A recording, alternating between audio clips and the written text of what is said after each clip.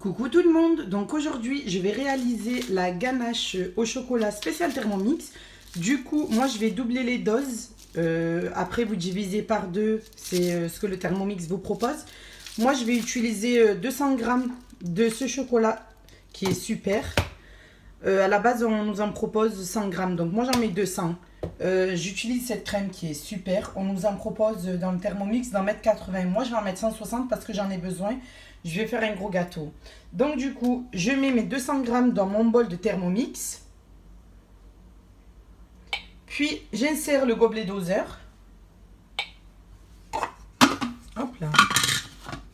Et je vais le faire pendant 10 secondes, vitesse 8. Ça va faire du bruit, donc c'est tout à fait normal si Thermomix bouge.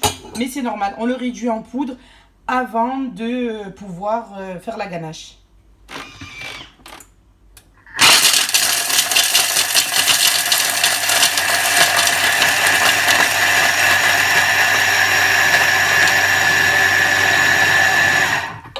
Et voilà, je vais vous montrer, c'est devenu de la poudre normalement.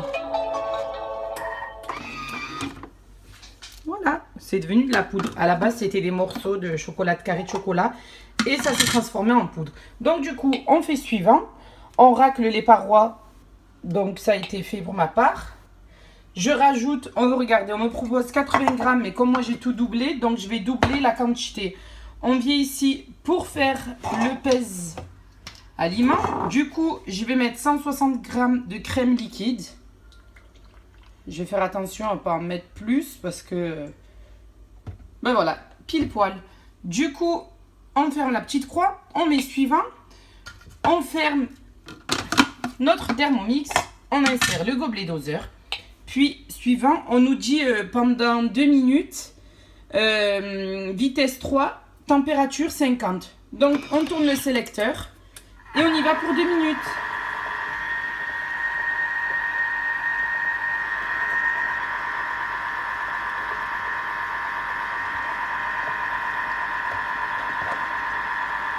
Voilà, du coup, il y a mon Thermomix qui m'appelle après 2 minutes. Je fais suivant.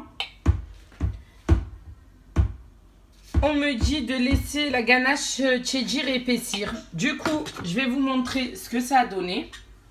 Voilà. Je vais transvaser tout ça dans un tupperware, le filmer au contact et le mettre dans mon frigo.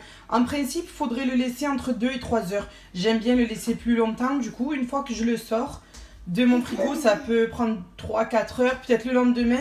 Je rajoute 25 g de beurre à l'intérieur et je la fais monter au Thermomix. Voilà. Je vous dis à bientôt pour de nouvelles recettes.